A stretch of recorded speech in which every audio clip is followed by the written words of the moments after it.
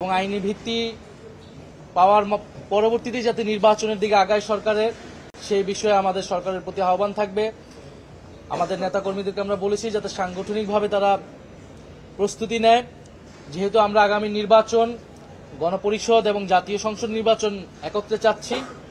সেই যৌথ নির্বাচনের জন্য জাতীয় নাগরিক পার্টির সকল স্তরের নেতাকর্মীদেরকে সাংগঠনিকভাবে প্রস্তুতি নেবার নির্দেশনা দেওয়া রয়েছে। এছাড়া আওয়ামী লীগ সারা দেশে নৈরাজ্য এবং তাণ্ডব করার পরিকল্পনা করছে। সরকার এবং প্রশাসনের ভিতর থেকে তাদেরকে নানাভাবে সহযোগিতা করা হচ্ছে বলে আমরা শুনতে পেয়েছি। যারা জুলাই গণহত্যায় জড়িত ছিল, বিভিন্ন মামলায় গ্রেফতার হলেও তারা ছাড়া পেয়ে যাচ্ছে, পুলিশ কোনো ধরনের ব্যবস্থাই নিচ্ছে না। যারা বৈষম্যবিরোধী ছাত্র আন্দোলনে অংশগ্রহণ করেছিল এবং জাতীয় নাগরিক পার্টির সাথে যারা যুক্ত রয়েছে তাদেরকে নানা ধরনের হুমকি ধামকি দেওয়া হচ্ছে। ফলে সরকারের কাছে আমাদের এই আহ্বান থাকবে এবং আওয়ামী লীগের বিরুদ্ধে সেই রাজনৈতিক সামাজিক প্রতিরোধ যাতে বাংলাদেশের প্রতিটি গ্রাম থেকে তৈরি হয়, আমরা সেই বিষয়ে নির্দেশনা দিয়েছি। একই সাথে আওয়ামী লীগের দোসর যারা রয়েছে, জাতীয় পার্টি সহ যে অন্যান্য সংগঠন রয়েছে যারা ফ্যাসিবাদকে সমর্থন দিয়েছিল, জুলাই গণহত্যাকে সমর্থন দিয়েছিল, তাদের বিরুদ্ধে আমাদের রাজনৈতিক অবস্থান থাকবে।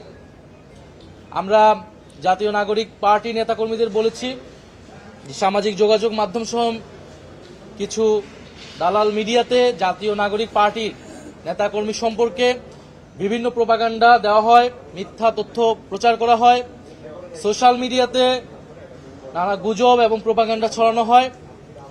যারা চায় না যে একটি নতুন রাজনৈতিক শক্তির উত্থান ঘটুক, তারা পরিকল্পিতভাবে এই গোষ্ঠীগুলো আমাদের বিরুদ্ধে অপপ্রচার চালাচ্ছে। তারা যাতে এই বিষয়ে সচেতন হয় এবং সামাজিক যোগাযোগ মাধ্যমে যাতে সেই সমন্বিত নেটওয়ার্ক জাতীয় নাগরিক পার্টি তৈরি করে।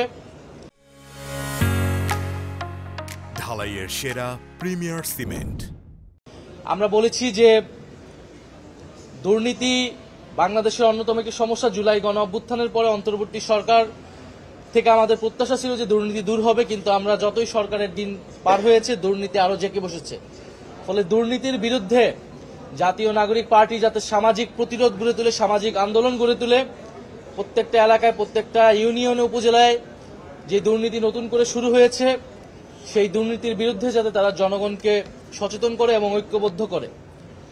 ফলে এই দুর্নীতি এবং মাফিয়াতন্ত্রের বিরুদ্ধে আমাদের এই লড়াই চলমান থাকবে এবং নতুন বন্দোবস্তের প্রতিষ্ঠার জন্য, নতুন সংবিধানের জন্য জাতীয় নাগরিক পার্টি আগামী দিনে যে কর্মসূচি নিবে, আমরা জুলাই পদযাত্রা যেরকম জেলা ভিত্তিক, জেলা সদর ভিত্তিক কর্মসূচি নিয়েছিলাম, এবার আমরা বলেছি আমরা উপজেলা ভিত্তিক কর্মসূচি নিব। আমরা প্রত্যেকটা উপজেলায় যাব এবং আমাদের অলরেডি উঠান বৈঠক নামে একটি কর্মসূচি চলমান আছে গ্রাম এবং ইউনিয়ন পর্যায়ে। আমরা এবার উপজেলা ভিত্তিক কর্মসূচিতে যাব এবং জাতীয় নাগরিক পার্টির যে 24 দফা কর্মসূচি রয়েছে, সেই 24 দফা কর্মসূচির প্রচারণা নিয়ে আমরা মানুষের দ্বারে দ্বারে আবারও যাব।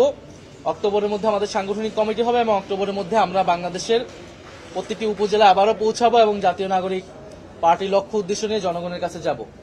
সাম্প্রতিক যে আন্দোলন এবং রাজনৈতিক জোট বা একীভূত হওয়া নিয়ে বিষয়, সেই বিষয়ে আমরা স্পষ্ট করেছি জাতীয় নাগরিক পার্টি তার লক্ষ্য উদ্দেশ্য নিয়েই এগোবে।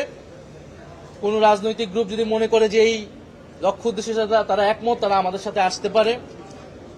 এবং যেহেতু আমরা জামাত ইসলামের নেতৃত্বে যে আন্দোলনটা হচ্ছে যুগপৎ আন্দোলন, সেই আন্দোলনের সাথে জাতীয় নাগরিক পার্টি নাই, অংশগ্রহণ করছে না। কারণ নিম্নকক্ষে আমরা পিআর চাই না, নিম্নকক্ষের পিআরের বিরুদ্ধে আমরা অবস্থান নিয়েছি। আমরা শুধু উচ্চকক্ষে পিআর এবং একটা জবাবদিহিতার জন্য একটি কার্যকর উচ্চকক্ষ চাচ্ছি।